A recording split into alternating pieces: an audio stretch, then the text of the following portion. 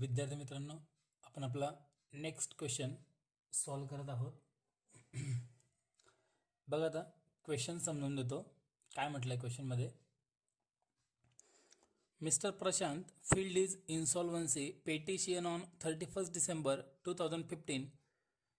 31 डिसेंबर 2015ला प्रशांत इन्सॉल्वंट झाला.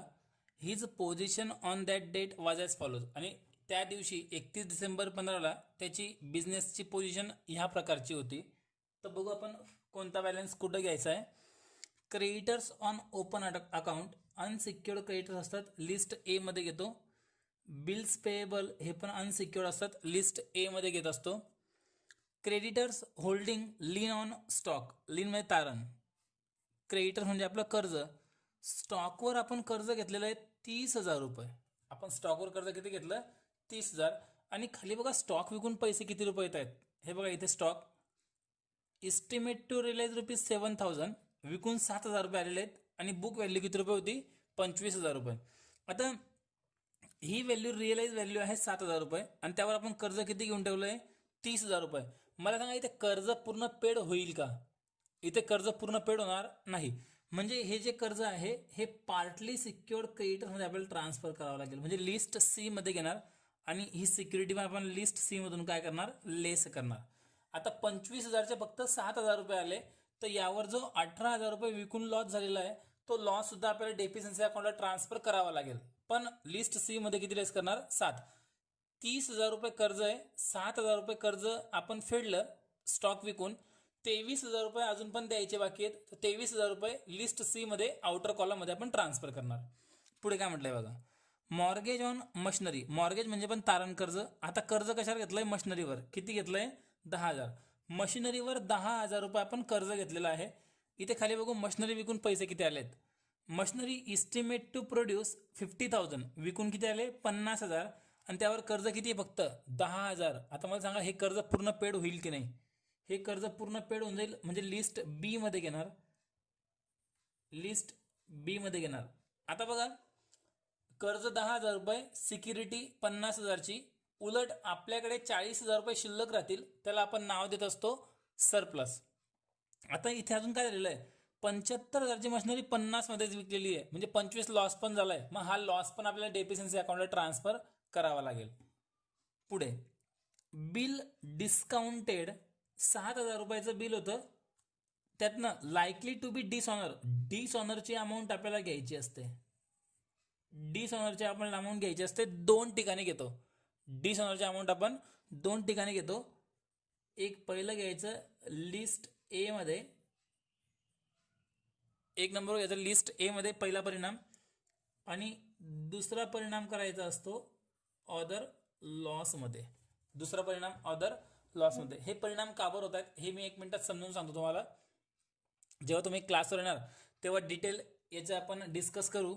थोडं समजून सांगतो. बिल डिस्काउंटेड, बिल कोणतं डिस्काउंट करतो? आता तुम्हाला तसं उदाहरण देऊन मी समजावून सांगतो 1 मिनिटात. बघा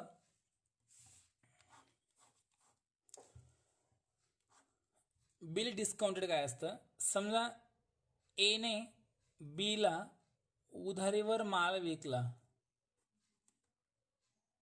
उधारीवर माल विकला 50,000 रुपयांचा. कोणी कोणाला विकलाय माल? ए ने बी ला. तर इथे 12वीचा टॉपिक आहे बिल ऑफ एक्सचेंजचा. ए होऊन जाईल ड्रॉवर आणि इथे बी होऊन जाईल ड्रॉवी. ए ने बी ला माल विकला. आता बी काय म्हणतोय की याचे पैसे मी तुला 2 महिन्यांनी 3 महिन्यांनी देईल. तर ए तयार झाला. किती रुपयांची उधारी आहे? 50,000ची. पण ए काय सांगतोय की भाऊ तू उधारी 1 महिन्याने, 2 महिन्याने, 3 महिन्यांनी दे. केव्हा देणार फक्त मला फायनल सांगून दे. आणि त्यानंतर मी एक बिल बनवतो, त्या बिलावर तू तुझी साईन करून फक्त माझ्याकडे देऊन दे. कारण 3 महिन्यानंतर किंवा 2 महिन्यानंतर आपल्यात काही व्यवहार झालेला आहे याचा आपल्याला विसर पडू शकतो. म्हणून हा एक पुरावा म्हणून आपण बनवून घेणार आहोत. तर मग ए काय करतो? एक बिल बनवतो, त्याला बिल ऑफ एक्सचेंज असं म्हणतात, बरोबर आहे. तर ए काय करतो? तिथे लिहून देतो की तू माझ्याकडनं उधारीवर माल घेतलेला आहे आणि तू या दिवशी मला पैसे देणार आहेस. मग ए काय करतो, हे बिल बी कडे पाठवतो, साईन घेतो आणि ते बिल कोण सांभाळतं, मग ए सांभाळतो. इतकं समजलं. मग एचं घेणं आहे की देणं आहे, ते एचं काय तेवढं घेणं आहे, म्हणून ए त्याला काय म्हणतो बी आर, आणि बीचं काय तेवढं देणं आहे, तर बी त्याला म्हणेल बिल्स पेएबल.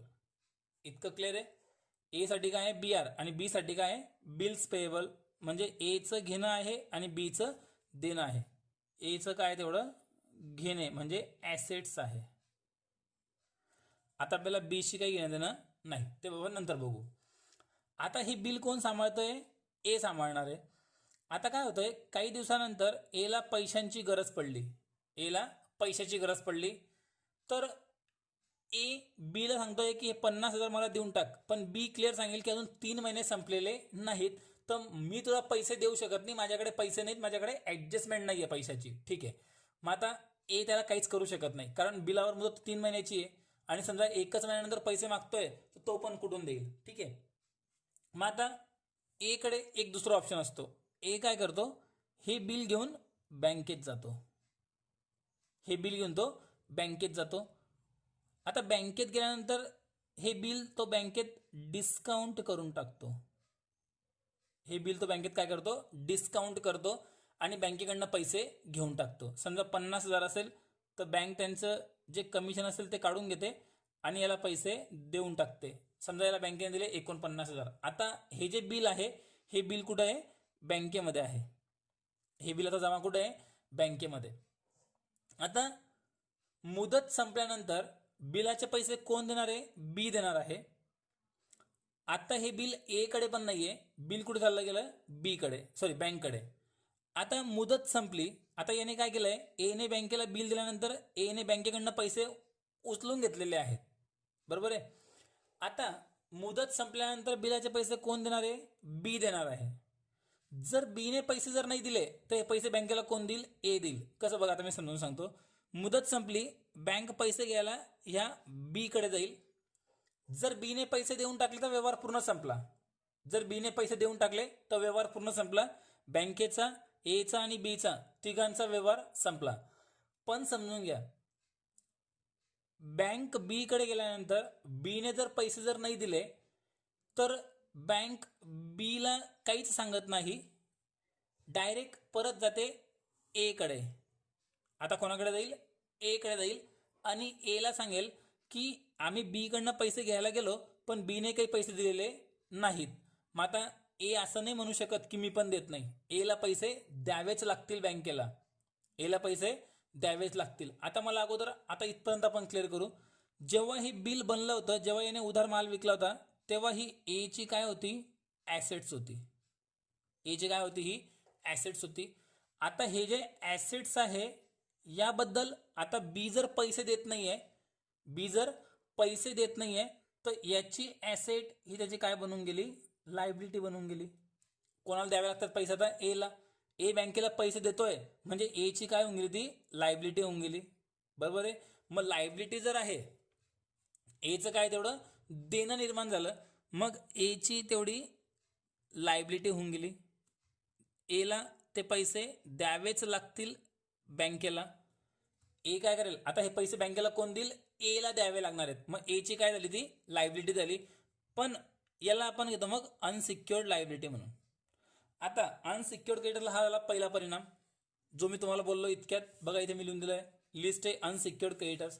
मग आता अदर लॉसला का बरं, आपलीच ॲसेट्स आपली काय बनवून गेली, लायबिलिटी बनवून गेली. आपलीच ॲसेट्स आपली काय बनवून गेली, लायबिलिटी बनवून गेली. म्हणजे तेवढा आपला काय झाला, मग लॉस झाला. म्हणून दुसरा परिणाम करतो आपण अदर लॉसमध्ये. पण इथे असा महत्वाचा मुद्दा आहे, समजा हे बिल एक नाही 2-3 बिल असतील, बरोबर आहे. हे बिल किती आहेत, 2-3 बिल असतील किंवा एकच बिल असेल. त्यातून समजा बीने 30,000 दिले तर याची लायबिलिटी फक्त किती उरली, आता 20,000. म्हणजे आपण इथे परिणाम किती करणार, फक्त 2 ठिकाणी 20,000चे. याने 40 देऊन टाकले तर याला किती द्यावे लागतील, 10,000च. मग याचे परिणाम आपण 2 ठिकाणी करणार 10,000. म्हणजे पूर्णचे पूर्ण बाकी राहतीलच किंवा पूर्ण लॉस आहेच याची गॅरंटी नाही. मग आता इथे बघा काय झालेलं आहे, 7,000 रुपयांचं बिल होतं आणि डिसऑनर फक्त किती झालं, 3,000. डिसऑनर कशाला म्हणतात, जेव्हा बँक बी कडे पैसे गेला जाईल आणि बी ने पैसे द्यायचं नाही म्हटलं तेव्हा ते बिल काय होऊन जातं, डिसऑनर होऊन जातं. ते बिल काय होऊन गेलं, डिसऑनर. आणि जेवढं डिसऑनर झालंय तेवढाच आपला काय असतो, लॉस असतो. मग इथे बघा आता बिल डिसऑनर किती रुपये झालंय, 7,000 पैकी फक्त 3,000चं. मग 7,000शी काहीच घेण्यात येणार नाही. यातला जो डिफरंट आहे 4,000चा त्याच्याशी मग आपल्याला काहीच घेण्यात येणार नाही. फक्त आपल्याला 3,000 रुपये दोन ठिकाणी घ्यायचे आहेत. एक लिस्ट ए अनसिक्युअर्ड लायबिलिटीमध्ये, कारण ते एचं देणं आहे, इथे प्रशांतचं देणं राहील. आणि आपलीच ॲसेट्स आपली लायबिलिटी बनून गेली म्हणून लॉसमध्ये पण घ्यावं लागेल. आणि हे रिझन आहे बिल डिस्काउंट जे केलेलं आहे ते जर डिसऑनर झालं तर हे दोन परिणाम त्याचे आपल्याला करावे लागतात. इतकं क्लिअर आहे.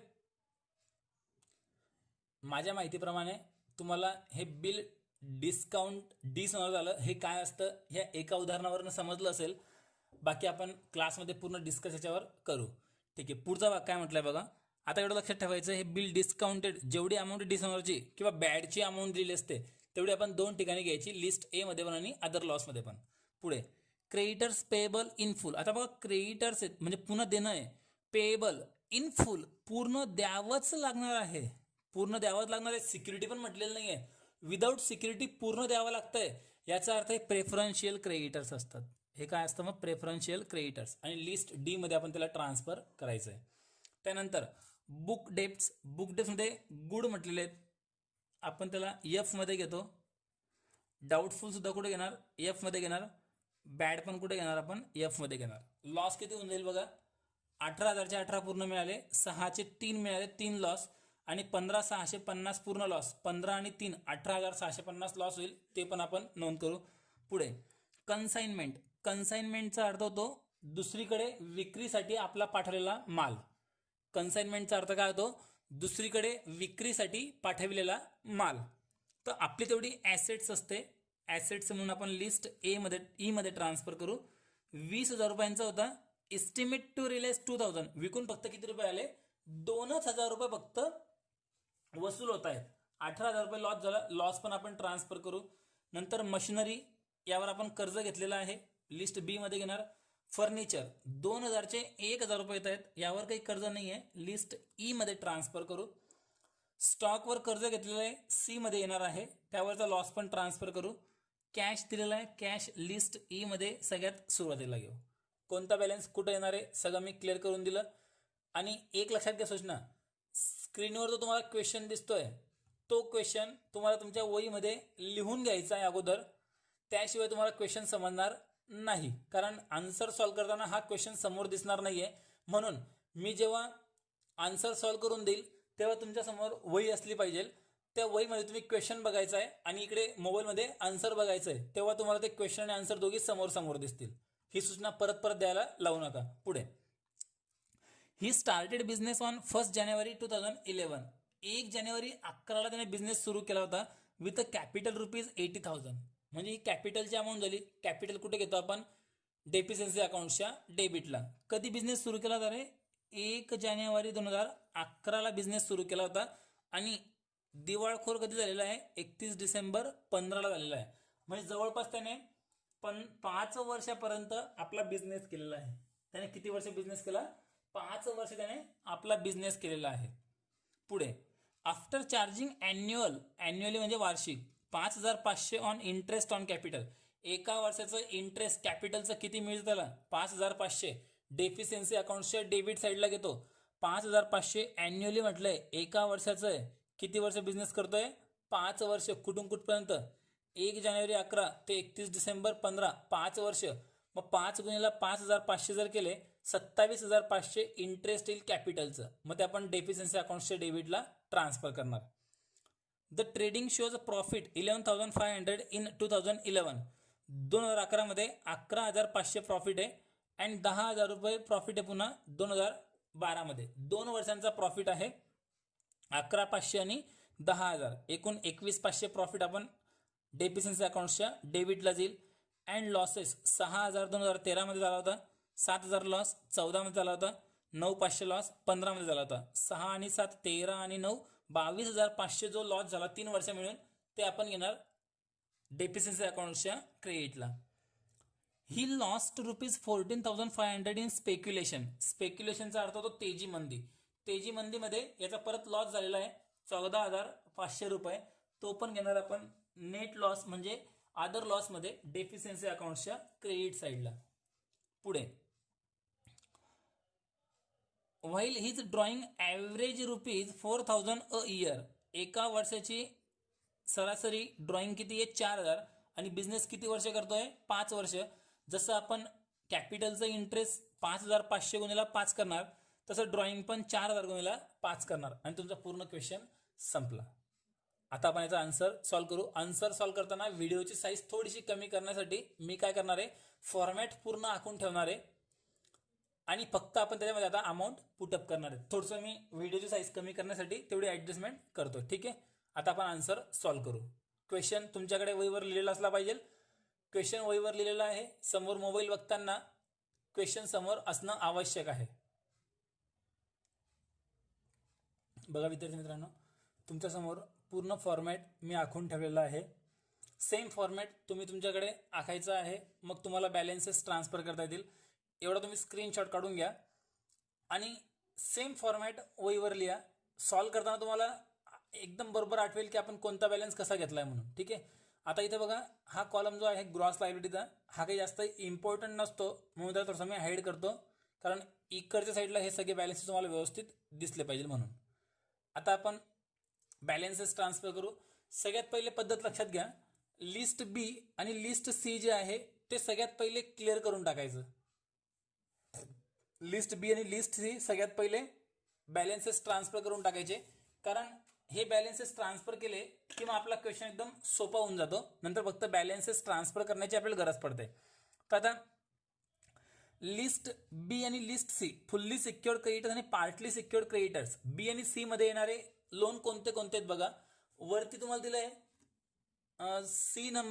तीन नंबरवर creditors holding lien on stock 30,000 रुपये कर्ज आहे आणि स्टॉक विकून बघा पैसे किती रुपये येत आहेत. शेवटून 2 नंबरवर 7,000 रुपये.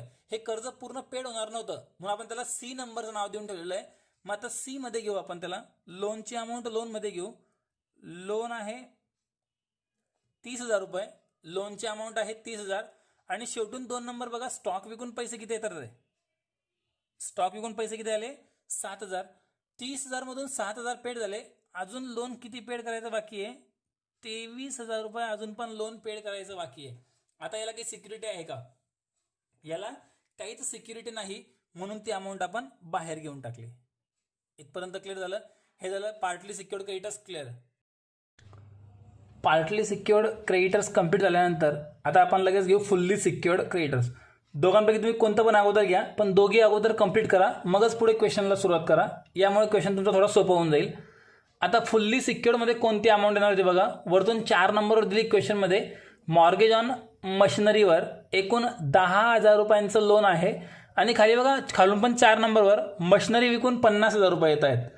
लोनच्या ठिकाणी लोनची अमाऊंट घेऊ आपण 10,000 आणि कर्ज पेड करून पैसे शिल्लक राहणार आहेत 40,000 रुपये. त्या 40,000ला आपण नाव द्यायचं असतं सरप्लस. 40,000ला आपण नाव द्यायचं असतं सरप्लस. बघा इथपर्यंत लक्षात घ्या. लोन किती फक्त आपल्यावर 10,000 आणि सिक्युरिटी जी मशिनरी जी आहे ती किती रुपयाची 50,000. विकून आलेली किंमत सिक्युरिटी असते. ते 75चं 50 मध्ये विकलं तर 25 लॉस झाला, तो लॉस आपण नंतर घेऊ. पण इथपर्यंत क्लिअर करा की सिक्युरिटी 50,000 रुपये होती, कर्ज फक्त 10,000, तो सरप्लस उरला आहे आपल्याकडे अजून 40,000 रुपये. हा सरप्लस आपण घेतला. जो सरप्लस आला तो लगेच तुम्ही इथे ॲसेट्स किंवा इस्टिमेट टोळ्याचा कॉलम जो असतो त्या कॉलममध्ये आपण ट्रान्सफर करायचं. म्हणजे लिस्ट बी आणि सी तुमचं कंप्लीट झालं. कधी कधी असं पण होईल बघा आता की फुल्ली सिक्युअर्डमध्ये एक लोन दिलेलं आहे, इथे 2 लोन पण येऊ शकतात. समजून घ्या, जेव्हा येईल तेव्हा ते क्लिअर होईलच.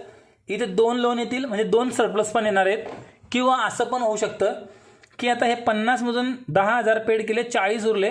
ह्या 40 मधून पण 30,000 रुपये इथे ट्रान्सफर करावे लागतात कधी कधी पार्टली सिक्युअर्डमध्ये. 30,000 किंवा 10,000 ते पार्टली सिक्युअर्डसाठी पण तारण असतात. त्याचा क्वेश्चन आता आपण पुढे घेऊ.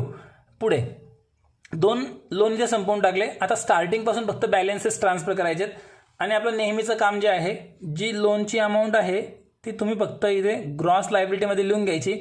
तुमच्या लक्षात आलं असेल आत्तापर्यंत आपण त्याची फक्त टोटल करून सोडून द्यायची, बाकी कुठेच ती टोटल कामात येणार नाही.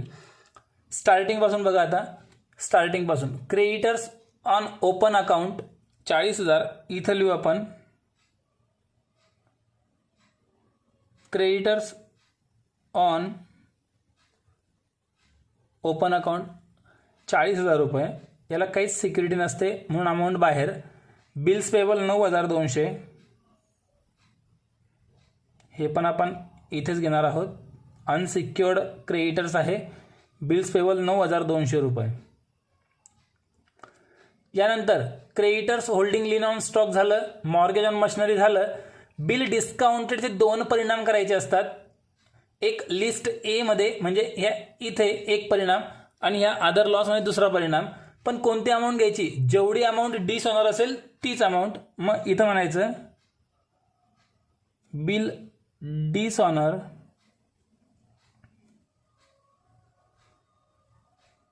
याला लायबिलिटी ऑन बिल डिसऑनर असं पण म्हणतात. आणि जी डिसऑनर झालेली आहे ती अमाऊंट घ्यायची 3,000 रुपये. इथे लिहायचं liability on bill dishonour, liability on bill dishonour 3,000 रुपये. बॅलन्स आपण ट्रान्सफर करून दिला. पुढे क्रेडिटर्स पेएबल इन फुल म्हटलेलं आहे. आता बघा, बिल डिसऑनरची 7,000ची अमाऊंट आहे, त्याचं कुठेच काही करायचं नाही आपल्याला, फक्त डिसऑनरची जी अमाऊंट आहे ती आपल्याला घ्यायची आहे. डिसऑनरच्या ठिकाणी कधी कधी बॅड म्हटलेलं राहील, तर अमाऊंट तीच आपण दोन ठिकाणी घ्यायची. क्रेडिटर्स इन फुल म्हटलेलं आहे. क्रेडिटर्स पेएबल इन फुल म्हणजे प्रेफरन्शियल क्रेडिटर्सची डायरेक्ट अमाऊंट आपण घेऊन टाकली इथे 1,800 रुपये. त्यानंतर बुक डेप्ट्स, बुक डेप्ट्स म्हणजे डेटर्स. इथे 3 नावं घ्यायचे, जे दिले असतील ते 3 असतात, काही 2 असतात. गुड म्हटलेलं आहे 18,000 रुपये, म्हणजे 18,000 रुपयांचा माल घेऊन गेला आणि उधारी जमा पण केली पूर्ण 18,000. इथे no loss no profit. Doubtful म्हटलं आहे खाली 6,000 बुक व्हॅल्यू, इथं घेऊ आपण डाऊटफुल 6,000. आणि बघा रे कंसात म्हटलं 50% रिअलाइज, म्हणजे 6,000च्या 50% किती रिअलाइज झाले 3,000. आणि पुढे म्हटलं आता बॅड, बॅडची अमाऊंट म्हणजे बुडीत रक्कम 15,650 रुपये. बॅडची अमाऊंट म्हणजे बुडीत रक्कम आहे, 1 रुपया पण मिळणार नाही. मग आता एकूण पूर्ण लॉस जो झाला तो लॉस तुम्हाला ते बॅड डेप्समध्ये घ्यायचा आहे. मी ते समजण्याकरता जागा पण सोडली बघा. डाऊटफुलमध्ये लॉस किती आहे, 6चे 3 मिळाले, लॉस झाला इथे 3,000 प्लस. आणि बॅडचे 15,650, एकूण झाले 18,650 रुपये. 18,650 रुपये. 18,650 घेतल्यानंतर आता नेक्स्ट बॅलन्स कशी अमाऊंट आली पूर्ण क्लिअर करून दिलेलं आहे तुमच्या माहितीसाठी. नेक्स्ट बॅलन्स कन्साइनमेंट म्हटलं आहे, इथं घेऊ आपण लिस्ट ई मध्ये ॲसेट्समध्ये. इथं घेताना अगोदर कॅश किंवा बँकेचा बॅलन्स जर असेल तर तो घेऊन घ्यायचा, त्याच्यानंतर घ्यायचा आपण कन्साइनमेंट. कन्साइनमेंटची बुक व्हॅल्यू आहे 20,000 आणि वसूल होणार आहेत फक्त 2,000. मग इथे लॉस आपला होणार आहे. 20,000चा माल फक्त कितीमध्ये विकला गेला, 2 मध्ये लॉस झाला. लॉस झाला म्हणून अदर लॉसमध्ये येऊ, इथं फक्त नाव द्यायचं कन्साइनमेंट. कन्साइनमेंट किती रुपये लॉस झाला आपला, 18,000 रुपये लॉस झाला. क्लिअर इथपर्यंत. नेक्स्ट फक्त आपण कॅशचं नाव टाकलं, अजून कॅश लिहिलेली नाही, जेव्हा येईल तेव्हा आपण त्याला लिहून टाकू. मशिनरी म्हटली बघा रे, मशिनरी 75,000ची 50 मध्ये विकली गेलेली आहे आणि ते 50,000 बघा आपण इथं यूज केलेले आहेत. म्हणजे आपल्याला लिस्ट ई मध्ये मशिनरी घेण्याची आता गरज नाही, कारण ते आपण इथे यूज केलेली आहे. मग फक्त त्यावरचा लॉस आहे की प्रॉफिट आहे तो ट्रान्सफर करा. मग त्यावर लॉस झाला आहे बघा, मग लॉसमध्ये आपण ट्रान्सफर करू. मशिनरी किती लॉस झाला, 75चे किती आले 50, 75,000चे आले 50, म्हणजे इथे लॉस झाला आपल्याला 25,000 रुपये. अमाऊंट लक्षात घ्या, ही 25,000 रुपये आहे, 25,000 अमाऊंट आहे. यानंतर पुढचा बॅलन्स स्टॉक. स्टॉकवर पण कर्ज घेतलेलं आहे, स्टॉक पण तुमचं लिस्ट ई मध्ये घेता येणार नाही, पण त्यावरचा लॉस तुम्हाला ट्रान्सफर करावा लागेल. मग इथं घेऊ आपण स्टॉक 25,000चे 7 मिळाले, म्हणजे इथे आपल्याला लॉस झालेला आहे 18,000 रुपये. पुढे आता हे बघा, स्टॉक आणि मशिनरी आपण इथं यूज केल्यामुळे परत नाही घेतली. एक बॅलन्स सुटला बघा आपल्याकडनं, फर्निचरवर काही कर्ज नाही आहे, म्हणून फर्निचर लिस्ट ई मध्येच येऊन जाईल. आणि काय म्हटलं बघा, फर्निचरचे अमाऊंट विकून आलेले आहेत 1,000 रुपये आणि बुक व्हॅल्यू आहे 2,000 रुपये. बघा, इस्टिमेट टू रिलीज 1,000 इथे घेतले बाहेरच्या कॉलममध्ये, आणि बुक व्हॅल्यू जी 2,000 होती ती आपण इथं घेतली. इथे पण लॉस झाला आहे की नाही आपल्याला, इथं पण आपल्याला लॉस झालेला आहे. मग लॉस आपण ट्रान्सफर करू इथे डेफिशियन्सी अकाउंटच्या क्रेडिट साईडला. डेफिशियन्सी अकाउंटच्या क्रेडिटला नाव घेताना फक्त ज्या ॲसेट्सवर किंवा लायबिलिटीवर लॉस झालेला आहे तेच नाव फक्त घ्यायचं, बाकी दुसरं काही लिहिण्याची गरज नाही. मग इथे लॉस झाला फर्निचरवर 1,000, मग इथं आपण फक्त नाव द्यायचं फर्निचर आणि अमाऊंट घ्यायची इथे लॉसची फक्त 1,000, जी अमाऊंट असेल ती. पुढे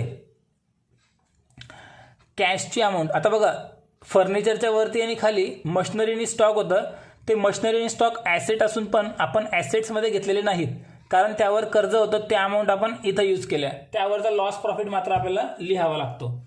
पुढे शेवटी फक्त कॅशचा बॅलन्स दिला आहे 1,350, तो कॅशचा बॅलन्स लिस्ट ई मध्ये सुरुवातीला घ्यायचा 1,350. आणि बघा, इथपर्यंत तुमचे जे बॅलन्सेस तुम्हाला दिलेले होते ते जवळपास आपले संपले. आता फक्त पॅरेग्राफ बाकी आहे, तो पॅरेग्राफ आपण आता कंप्लीट करू. शक्यतो तो पॅरेग्राफचा परिणाम आपल्याला डेफिशियन्सी अकाउंटला करायचा असतो. बघू आपण काय काय म्हटलं आहे. ही स्टार्टेड बिझनेस ऑन 1 जानेवारी 11 विथ कॅपिटल ₹80,000. कॅपिटलची अमाऊंट आपल्याला सापडली 80,000, ते आपण डेफिशियन्सी अकाउंटच्या क्रेडिटला ट्रान्सफर करणार. त्यानंतर after charging annually ₹5,500 on interest on capital. Interest on capital काय म्हटलं आहे, 5,500 रुपये एका वर्षाला. तर असं किती वर्ष बिझनेस केला याने, 5 वर्ष बिझनेस केलेला आहे. 5 × 25 आणि 2500 27,500 रुपये इंटरेस्ट ऑन कॅपिटल. याच्यानंतर पुढे ट्रेडिंग शोज प्रॉफिट 11,500 2011 मध्ये प्रॉफिट होता, आणि 10,000 प्रॉफिट 2012 मध्ये होता. मग इथं दाखवू आपण 11,500 प्लस 10,000. हे तुम्ही वेगळे वेगळे नाही पण लिहिले चालतात, पण तुम्हाला समजण्याकरता मी लिहून दिलेले आहेत 21,500. यानंतर लॉस किती बघा, 3 लॉस दिलेत, 6,000 7,000 आणि 9,500. इथं घेतो आपण लॉस इन बिझनेस 6,000 7,000 प्लस 9,500. 6 आणि 7 13 आणि 9 22, 22,500 रुपये एकूण टोटल लॉस. त्यानंतर पुढे ही lost ₹14,500 in speculation. Speculation loss आहे, इथं नाव द्यायचं अदर लॉसमध्ये स्पेक्युलेशन लॉस. अमाऊंट आहे 14,500 रुपये, 14,500 रुपये. आणि शेवटी ड्रॉइंग दिलं आहे एका वर्षाचं 4,000 रुपये. ड्रॉइंगमध्ये घेऊ आपण ड्रॉइंगची अमाऊंट, एका वर्षाचं 4,000, एकूण बिझनेस 5 वर्ष करतो आहे. मग 4,000 गुणिले 5 जर केले तर अमाऊंट झाली 20,000. आणि पूर्ण क्वेश्चनचे बॅलन्सेस आता फायनली संपले. आता फक्त अकाउंट्स आपलं क्लोज करायचे बाकी आहे. आता अकाउंट्स आपण क्लोज करू. पद्धत काय बघा, इथपर्यंत समजल्यानंतर पद्धत तुम्ही व्यवस्थित समजून घ्या. पद्धत काय असते उदाहरण सॉल्व करण्याची. अकाउंट्स क्लोज करता आले पाहिजे इथपर्यंत बॅलन्सेस पूर्ण जमल्यानंतर. आता सगळ्यात पहिले काय करायचं, हा सरप्लस लिहिला का चेक करून घ्यायचा आहे. इथला सरप्लस आपण इथे लिहून घेतला, बिल्स रिसिवेबल काहीच दिलेलं नव्हते, डॅश करून दिली. आता काय करायचं, जो इस्टिमेट टू रिलीजचा कॉलम आहे याची टोटल करायची आधी. इस्टिमेट टू रिलीजची कॉलम जो आहे त्याच्या अगोदर टोटल करायची. ती टोटल किती येते बघा, कॅल्सी अलाउड आहे, कॅल्सी यूज करा. 1,350 प्लस 2,000 प्लस 1,000 नंतर 18,000 नंतर 3,000 आणि नंतर 40,000. 65,350 रुपये टोटल इथपर्यंत येते. 65,350 रुपये. आता 65,350 आपल्याकडे शिल्लक असलेली अमाऊंट आहे टोटल. त्यातून सगळ्यात पहिलं पेमेंट कोणाला करायचं, हे 1800 रुपये प्रेफरन्शियल क्रेडिटर्सचं. मग इथं नाव द्यायचं लेस प्रेफरन्शियल क्रेडिटर्स. प्रेफरन्शियल क्रेडिटर्स किती, 1800 रुपये. जेवढे असतील तेवढे लेस करावेच लागतात. 1800 लेस करून टाका 65,350 मधून. 1800 लेस 63,550 बॅलन्स उरला. 63,550. जसे इथून लेस केले तसे इथे पण लेस करून टाका. इथं लेस करताना आपण नाव द्यायचं लेस डिडक्ट ॲज पर कॉन्ट्रा 1800 रुपये अमाऊंट बाहेर निघेल. ही झाली पहिली स्टेप उदाहरण क्लोज करण्याची. जर समजलं असेल तर परत बघा काय करायचं आहे. इस्टिमेट टू लेसची टोटल करायची आणि त्यातनं जे प्रेफरन्शियल क्रेडिटर्स आहे ते फक्त लेस करायचे. आता आपल्याकडे बॅलन्स उरला 63,550. आता लायबिलिटीची अगोदर बेरीज करायची. इकडनं इथली बेरीज करू. सगळ्यात पहिले अमाऊंट आहे 40,000 रुपये, त्यानंतर 9,200, त्यानंतर 3,000, त्यानंतर पुढे 23,000. 75,200 बॅलन्स लायबिलिटीचा आहे. म्हणजे इतकं आपलं देणं आहे 75,200 रुपये. आता 75,200 आपल्याला देणं आहे, पण आपल्याकडे शिल्लक फक्त किती आहे, 63,550. मग यातनं लेस करून टाका. 63,550 जर लेस केले तर इथं बॅलन्स उरतोय 11,650. त्याला आपण नाव द्यायचं list H deficiency. List H deficiency असं नाव द्यायचं. आता बघा काय केलं, परत समजून सांगतो. हे प्रेफरन्शियल क्रेडिटर्स पेड केले, 63,550 बॅलन्स उरला. मग बेरीज करायची इकडची लायबिलिटीची, तीच टोटल घ्यायची इकडे ॲसेट्समध्ये आणि या 75,200 मधून 63,550 लेस करायचे. जो बॅलन्स उरला त्याला म्हणणार आपण डेफिशियन्सी. आणि ही जी डेफिशियन्सी आली ती अदर प्रॉफिटमध्ये घ्यायची, लिस्ट एच डेफिशियन्सी नावाने, त्याच नावाने घ्यायची. डेफिशियन्सी 11,650.